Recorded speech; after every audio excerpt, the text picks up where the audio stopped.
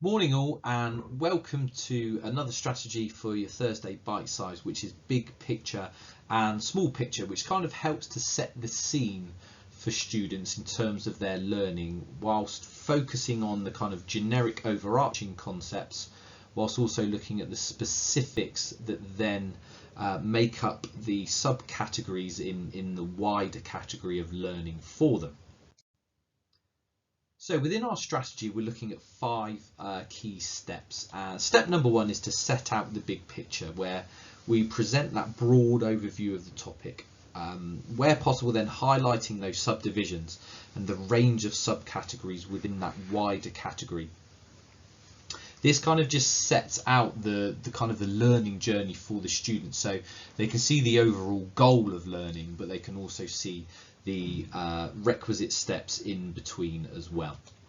The second step then is to orientate their kind of focus, so that they can make a connection between the kind of individual parts of knowledge, the more discrete elements, to then the overall overarching topic, overall kind of concepts that you're looking at with any lesson or within any learning episode. So we focus on those specific elements, but we make those connections to the big picture as explicit as possible. The aim here is that students then see where the knowledge belongs in relation to other knowledge, and that should help them to sequence their learning throughout the lesson or throughout any learning episode. The third part of this then is to zoom in and zoom out. So whether you start big or small, continually making the link to and from different details of knowledge to the bigger frame and then back again. Again, it just allows students to understand where that knowledge sits and how it then sequences together to build up their overall schema for any specific content.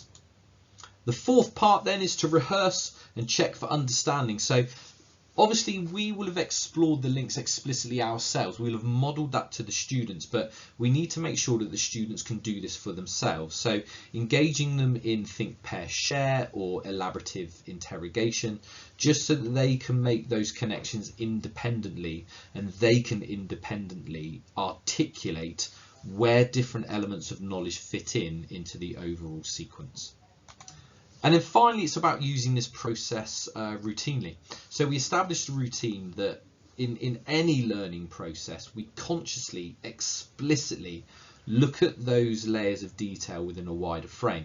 And that helps to organise the information for students. It helps them to form sound schema. It helps them to make connections as new knowledge is encountered. And it also helps with longer range retrieval. So it should be that we start to see the students being able to retain more information for a greater period of time. Anyway, I hope that's been useful. Good luck putting it into practice, and as ever, if you have any questions, then please don't hesitate to get in touch. Thanks a lot.